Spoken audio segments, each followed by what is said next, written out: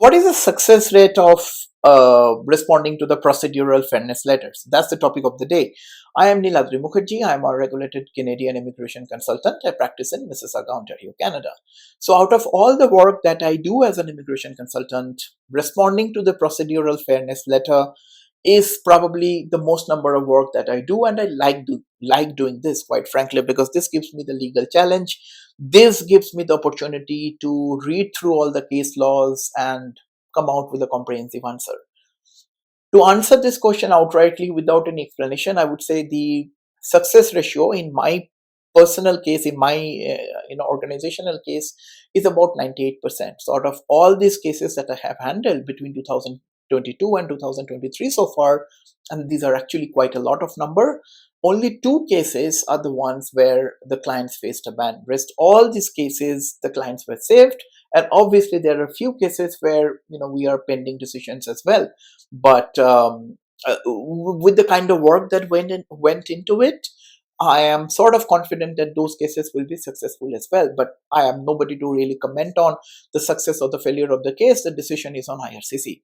Now, for the clients, obviously, it is very important to understand that before trusting any immigration consultant, be it me or anybody else for that matter, what is the kind of outcome that you expect out of that work. So which is why I thought it is important to break it down for you, some general aspect so that you understand the basics of it. First and foremost, there is no official forum here in Canada that talk about success rate of any case. It could be a study visa application, it could be responding to the PFL, or it could be a spousal sponsorship application. Frankly, there is no such way to find out the actual success rate. Those success rates that you otherwise hear, those are created by consultants. There is no such forum for that, right? So success rate is a consultant specific success rate, could be, but you will not get an industry specific success rate. Secondly, the real success rate of a PFL is dependent on whether your case is genuine or not, which is why for me, I take consultation as the very first step. I do not take a PFL case without a consultation. I have to speak to the clients, I have to see the clients, I have to see the documents, I have to go through it, maybe during the call itself, to understand whether the case is genuine or not. And only the genuine cases are being taken to ensure the success rate remains at this kind of high level, because responding to the PFL is a complex work. It's not an easy work. A lot of case laws are involved, a lot of legal documents are to be collected and included. So consultation for me is the first step, right? So when clients come for consultations, I ask this question: are you are you like, do you agree with what IRCC is saying? For example, if the client says that, well, IRCC is saying that the bank statement is not genuine, and I know that the bank statement is not genuine, then unfortunately there is no point in proceeding with that case, because IRCC will find out anyways, and as a consultant I am obliged to ensure that I only take genuine cases. So if the client is not genuine, for example, client in the sense, if the IRCC has said, well, this document is not genuine, and if that document is indeed not genuine, I really do not take that kind of a case, and in success ratio in those kind of cases will be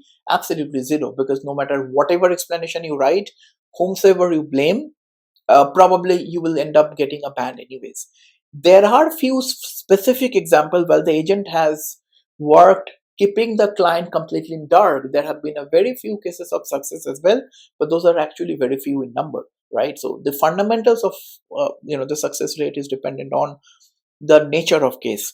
Sometimes, or rather more often than not, I get this case that, well, I've forgotten to mention my US visa refusals. I did not understand how to respond, so I said yes where it should be no, and hence I have received the PFL. Those cases are the ones with most number of success cases, success rates, because if you explain to IRCC properly, they understand it, right?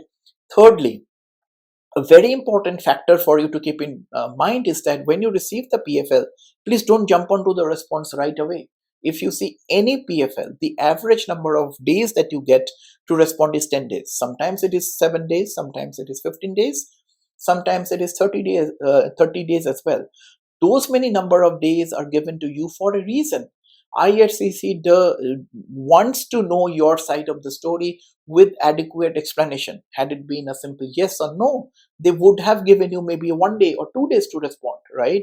They would not have given you 15 days. So utilize those number of days to your advantage and come out with a comprehensive response. Typically speaking, from my experience, I could tell you is that a PFL response is generally between 8 to 10 pages with supporting documents. Sometimes it goes up to 20 pages as well.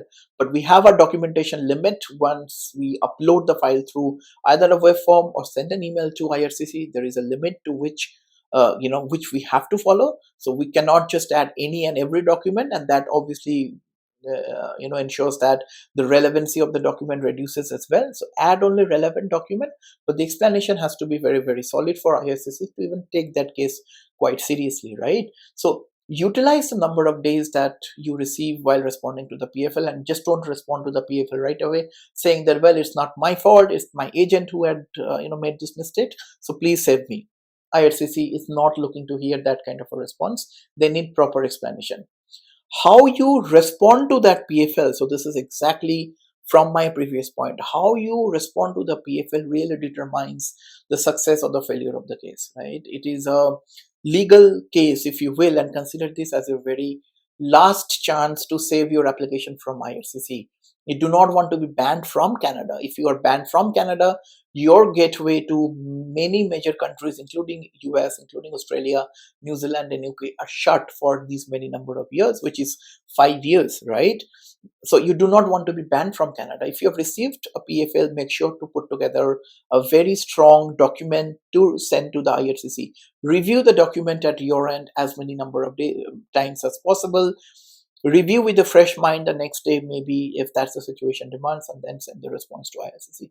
Just do not send a one-page document saying that it's not my fault.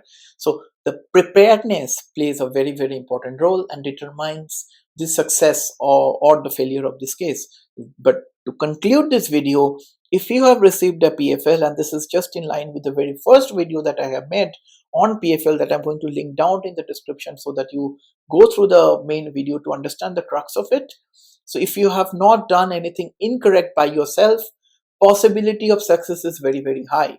If you know that you have done something incorrect, if you have provided a fraudulent document, if you have provided a fraudulent bank statement, if you like a fraudulent marriage certificate, fraudulent IELTS and all those things, the possibility of success goes down that much. So regardless of then how strong the response that you prepare, IRCC is not ready to buy the logic, because whosoever is working on your file, this is very important for you to understand, whosoever is working on your file, be it an agent, be it a consultant, be it a lawyer, or whosoever, it is your responsibility to get an idea what kind of documentations are going for you on behalf of you, and what exactly the IRCC, what exactly the RCIC or the lawyer is submitting on your behalf. As a case in point, for my client, before I submit anything, I make sure to forward everything to my clients. They review everything, give me the go ahead, and only then that very specific document has been submitted to IRCC. So I just cannot randomly submit anything based on my whims and fancies.